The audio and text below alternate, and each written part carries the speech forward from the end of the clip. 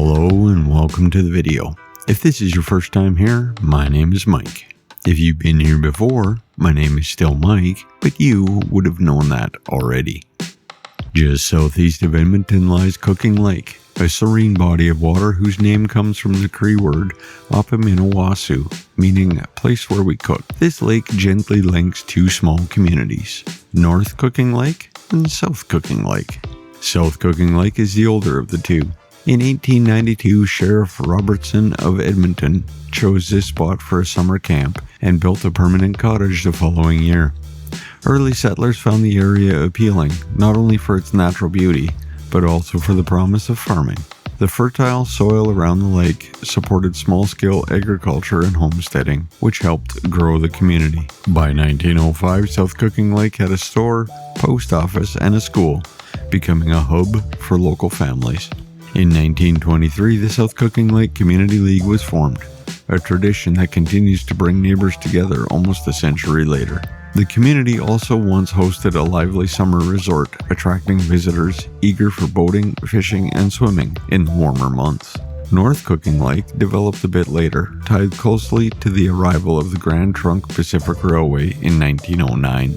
The train made the area easily accessible for city folk from Edmonton, who were eager to escape to the fresh air and calm waters on weekends. Boats ferried visitors from the station to resorts dotted around the lake's shores. A post office opened in 1912, formalizing the community's presence. Although today North Cooking Lake remains small, with around 57 residents, its history is rich with stories of families who enjoyed summers filled with picnics, fishing derbies, and lively community dances.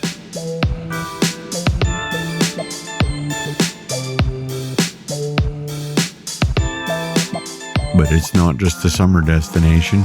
Each winter, Cooking Lake transforms into an icy racetrack, hosting one of the stops on the Northern Alberta Sports Car Club's annual ice racing circuit. Cars fitted with studded tires tear across the frozen lake, kicking up snow as they navigate slick corners and high-speed straights. It's a surprising spectacle in such a quiet setting. When I visited, it felt like a true community event.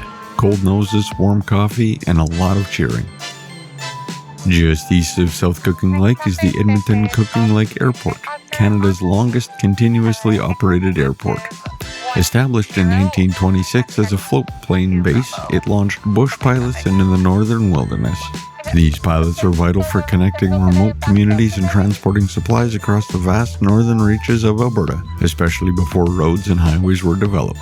Today, the airport still serves general aviation and some amphibious planes, quietly preserving an important chapter of Alberta's aviation heritage.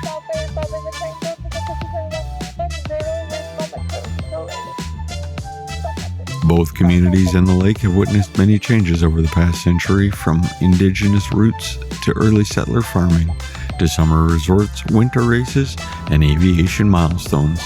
Yet through all the transformations, North and South Cooking Lake remain connected by the water, the land, and a shared history.